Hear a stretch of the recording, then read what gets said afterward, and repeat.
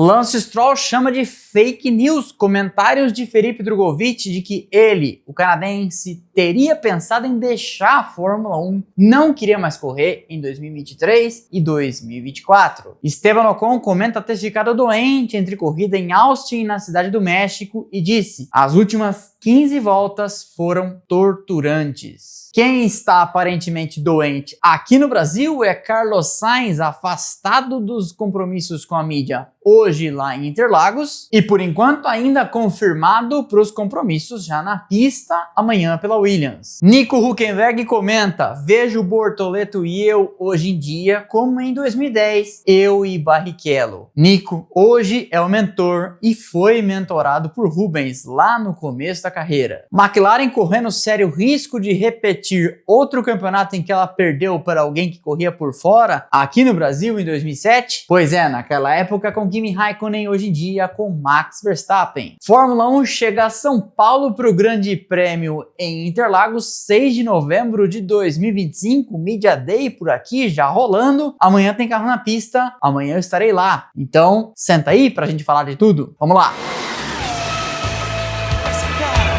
Será que vai chover? Eu não sei, não. Lance Stroll respondeu com 2 palavras a perguntas sobre seria verdade que ele pensou mesmo em deixar a Aston Martin e ser substituído por Felipe Drugovich nas temporadas de 2023 e depois também em 2024, o que ele prontamente rebateu chamando de fake news. Stroll tá na equipe desde que ela virou de Force India para Racing Point com a aquisição do seu pai, que depois transformou o time na Aston Martin, correndo de verde como é hoje. O brasileiro Felipe Drugovich é reserva lá desde 2023, quando, na esteira de conquistar a Fórmula 2 em 2022, conseguiu este contrato para ser o chamado piloto de desenvolvimento, fazendo simulador, fazendo sessões livres e estando sempre de prontidão para assumir o carro na falta de um dos titulares, coisa que aconteceu inclusive no começo da temporada de 23 nos testes. Lance Stroll tinha levado um tombo de bike, sofreu cirurgia nos punhos e estava entregue ao departamento médico. Drugovich está deixando a posição de reserva, assumirá função em tempo integral como piloto da Fórmula E, correndo pela equipe Andretti, e já há um nome indicado para o seu posto: Jack Crawford. Pois bem, Drugovich, falando no podcast do Rafael Lopes, disse, lerei aqui: chegou um momento em que outros pilotos talvez não quisessem continuar. Realmente não era o momento certo para eu entrar em 2023, mas no final de 2023 ficou claro que eu talvez conseguisse entrar em 2024. Foi aí que as coisas começaram a mudar, eles teriam uma oportunidade e me ofereceram um contrato para renovar para 24 e 25. Eu disse: estou no lugar certo, na hora certa, vamos nessa. Parecia o momento certo e acho que chegamos muito perto, mais perto do que todos imaginaram. Esteve realmente muito próximo do Lance não continuar em 2024. Eles me apresentaram um contrato para que eu renovasse porque ia acontecer e tudo mais, mas acabou não dando certo. É o que é. Não tenho muito do que reclamar agora. Respondendo a estas declarações dadas no podcast, Stroll foi sucinto. Fake news. E bem ao seu modo, não quis dar mais detalhes.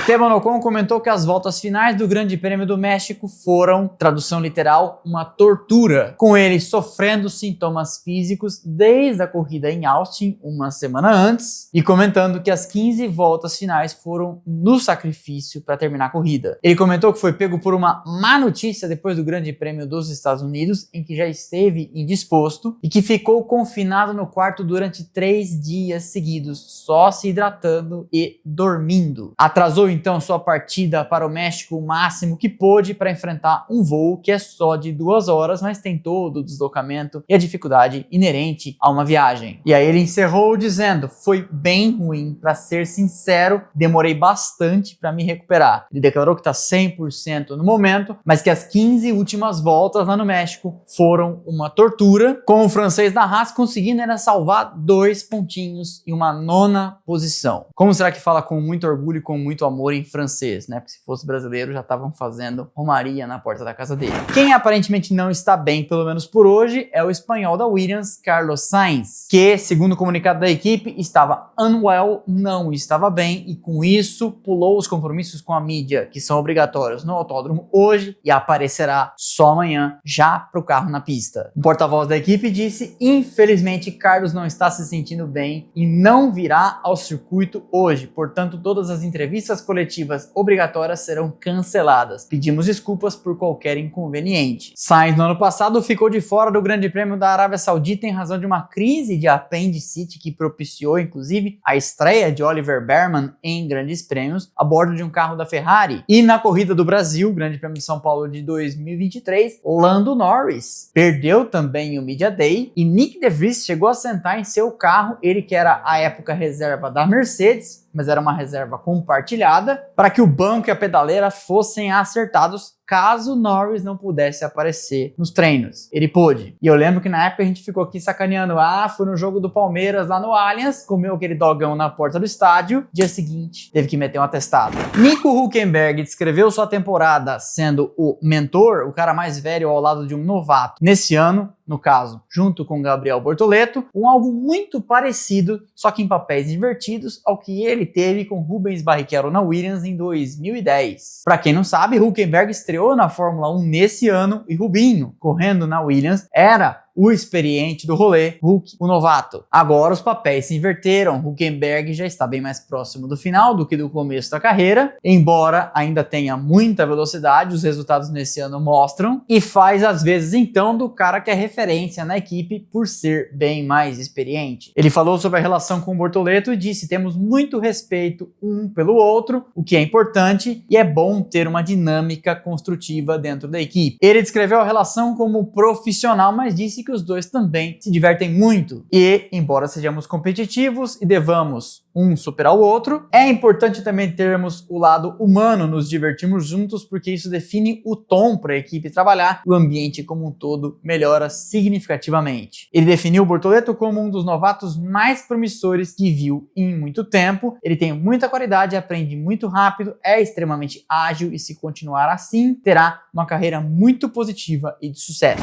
A McLaren chega a Interlagos com seus dois pilotos em primeiro e segundo na tabela, separados apenas por um ponto. E muita gente vem refletindo sobre o risco que a equipe papaya corre em não priorizar nenhum dos dois, nem Lando Norris, nem Oscar Piastri, e correr o risco de tomar uma bola nas costas, como aconteceu em 2007. Para quem não acompanhava ou não se lembra, naquele ano a McLaren tinha Fernando Alonso num carro, Lewis Hamilton no outro e, bem ao estilo da McLaren, preferiu manter paridade de armas, não privilegiou ninguém, o que deixou Alonso bem pistola. E no final do ano, a equipe viu Kimi Raikkonen correndo por fora enquanto seus pilotos dividiam os pontos, ficar com o título daquela temporada. Pois então, Oscar Piastri já chegou a ter 34 pontos de vantagem sobre Norris e 104 de margem para Max Verstappen, que no momento está 36 atrás da ponta e 1 Piastri atrás de Norris. A equipe insiste que não vai escolher nenhum dos dois para priorizar e segue acreditando no que eles chamam internamente de papaya rules, que a gente não sabe exatamente o que significa, mas todo mundo gosta de criticar. Eu acho que tem que manter do jeito que está, não tem que priorizar ninguém, afinal de contas, estamos a 4 provas do final do campeonato. Se resolvesse meter a mão agora no resultado, ia gerar insatisfação. São 4 grandes prêmios, Brasil, Las Vegas, Qatar e Abu Dhabi, e 2 corridas sprint. Nesse final de semana em São Paulo e também no final de semana em Lusail, no Qatar. E falando em final de semana, amanhã já tem carro na pista, 11h30 o treino livre 1, que é o treino livre único, e depois, já às 3h30 da tarde, a classificação para a corrida sprint. São 44 minutos de sessão. Acabou, temos o grid da corrida curta formada para amanhã do sábado. 11 horas, a largada para a corrida com 1/3 da distância do Grande Prêmio. 15 horas, a classificação. Acabou o quali, eu venho aqui com um vídeo comentando do resultado, do grid de largada, do prognóstico, do que esperar para o domingo. E no domingo, 14 horas, a largada para o Grande Prêmio de São Paulo. Mas 15 minutos antes, o projeto Outro Canal, mais uma vez, marca presença. Você assiste lá e acompanha com a gente aqui, mais uma vez com Jefferson Kearney na narração e a gente trazendo informação para você. Há um ano estamos com nossa transmissão paralela em segunda tela e ela chama Outro Canal porque te dá uma outra opção, um outro canal para você acompanhar a Fórmula 1. Você liga na Band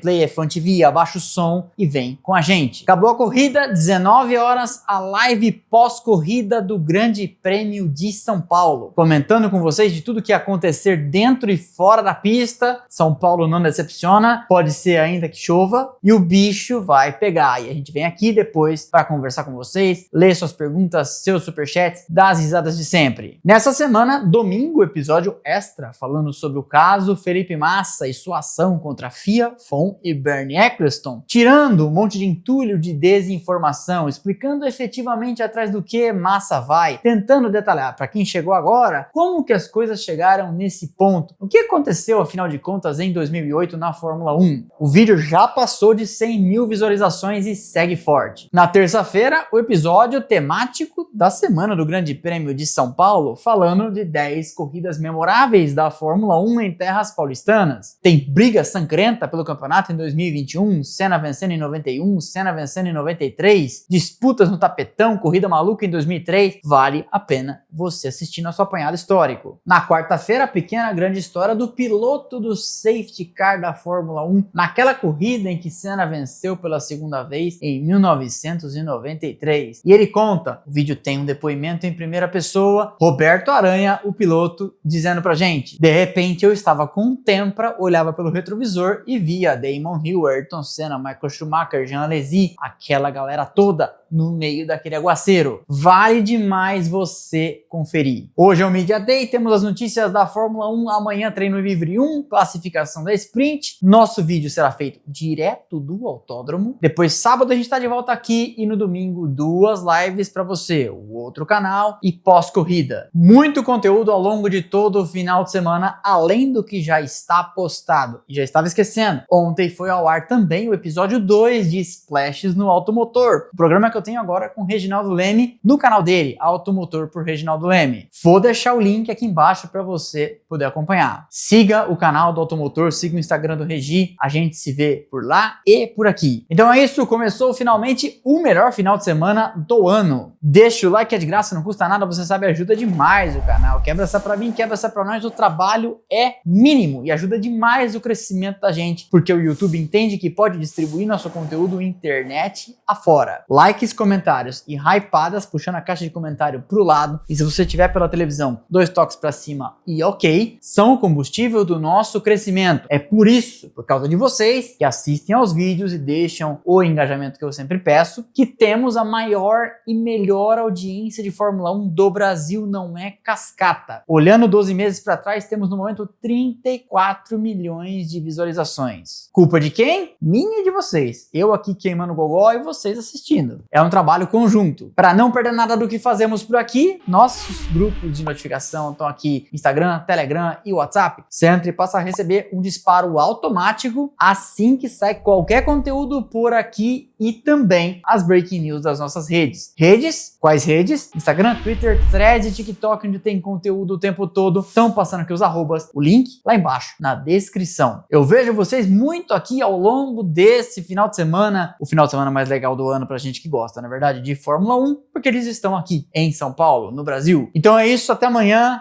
valeu e aquele abraço.